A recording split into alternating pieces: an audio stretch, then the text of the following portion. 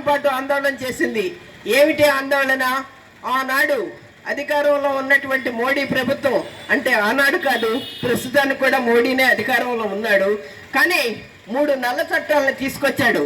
రైతాంగాన్ని ఉద్ధరిస్తానని చెప్తూ మోసం చేసి, దగా చేసి, మాయ చేసి 3 నల్ల చట్టాలను తీసుకుని వస్తే, మాకు ఈ 3 నల్ల చట్టాలు వద్దు, ఈ చట్టాలన్నింటినీ కూడా మీరు విత్డ్రా చేసుకోవాలి, ఉపసంహరించుకోవాలి, మా మాట మీరు వినండి, మా రైతాంగం చెప్తున్నటువంటి ఘోష మీరు వినాలి అని చెప్పి మొత్తం సంవత్సర కాలం పాటు ఎండనక వాననక చల్లనక అక్కడ లక్షల మంది రైతాంగం ఢిల్లీ వీధుల్లో పోరాటం చేస్తే మొత్తం వాళ్ళ మీద మోడీ గారు చేసినటువంటిది ఏమిటండి? సుమారు ఆ పోరాటంలో 780 మంది రైతాంగం చనిపోయారు. వందలాది కేసులు వాళ్ళ మీద పెట్టబోయారు. అది కాకుండా అక్కడ అధికారంలో ఉండేటువంటి ఎంపీ, ఎమ్మెల్యే తన యొక్క బండిని తీసుకొచ్చి పోరాడుతున్నటువంటి రైతాంగం మీదకి తోలితే కారు స్వయంగా సుమారు 8 మంది చనిపోయినటువంటి విషయం మనకి తెలిసిందే. కానీ ఆ నిందితులను ఇంతవరకు మోడీ గారు ఏమన్నా పట్టుకున్నారా? వాళ్ళ ప్రభుత్వం ఏమన్నా వాళ్ళ వెనక్కి దింపిందా అంటే దింపకపోగా మరలా వాళ్ళనే ఎమ్మెల్యేలుగా, ఎంపీలుగా అధికారంలోకి తీసుకొచ్చి పెట్టింది. అది ఒక విషయం అయితే, మరి మోడీ గారు ఈ 1,00,000 మంది పైన రైతాంగం పోరాటం చేస్తూ ఉంటుంటే ఏం చేస్తున్నావు నువ్వు? ఏమిటి ఈ రైతాంగం చేస్తున్నటువంటి పోరాటాలకి మరి నీ సమాధానం ఏమిటి అనేటువంటిది దేశంలోనూ ప్రపంచంలో కూడా అనేక దేశాలు ప్రశ్నించినాయి, అడిగినాయి, చూసినాయి. కానీ నరేంద్ర మోడీ చేసినటువంటి విషయం ఏంటంటే, అనగా ఒక్కసారి సడన్గా అతనికి పంజాబ్ ఎన్నికలు, మధ్యప్రదేశ్ ఎన్నికలు రాబోతూ ఉన్నాయి అనేటువంటి దాన్ని గుర్తించి వెంటనే నేను ఈ 3 చట్టాలని ఉపసంహరించుకుంటున్నాను, రైతాంగానికి నేను క్షమాపణ చెప్తున్నాను అని చెప్పి ప్రకటించాడు.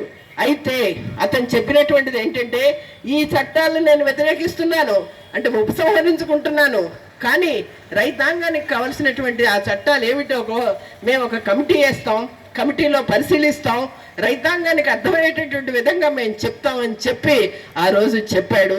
క్షమాపణ చెప్పాడు.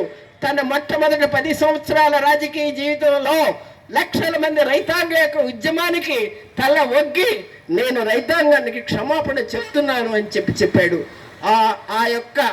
ఆ క్షమాపణ చెప్పించుకోగలిగేటువంటి శక్తి ఎవరికి వచ్చింది అని అంటే, అక్కడ ఉద్యమంలో ఈ పాలకులు చేస్తున్నటువంటి రైతాంగ వ్యతిరేక విధానాలకు వ్యతిరేకంగా ఏ విధంగా అయితే సంవత్సర కాలం పాటు పోరాడారో వాళ్ళ పోరాట శక్తిని, వాళ్ళు భయపడి ఇక తనకి గత్యంతరం లేక మోడీ రైతాంగానికి క్షమాపణ చెప్పాడు.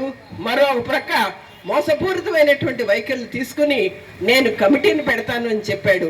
కానీ ఏం చేశాడు? ఆ తర్వాత ఎన్నికలు అయిపోయినాయి, ఉత్తరప్రదేశ్లో ఎన్నికలు అయిపోయినాయి, ఇక్కడ పంజాబ్లో ఎన్నికలు అయిపోయినాయి, మధ్యప్రదేశ్లో ఎన్నికలు అయిపోయిన వెంటనే మరలా అప్పుడే మొత్తం కరెంటు రేట్లు పెంచేశాడు, మీటర్లు పెంచాడు. ఈరోజు పట్టణాల్లోనూ గ్రామాల్లోనూ ఇంతేసి 100 రూపాయలు కరెంటు బిల్లులు పెరుగుతూ ఉందనంటే అది మోడీ గారు చేస్తున్నటువంటి పనే.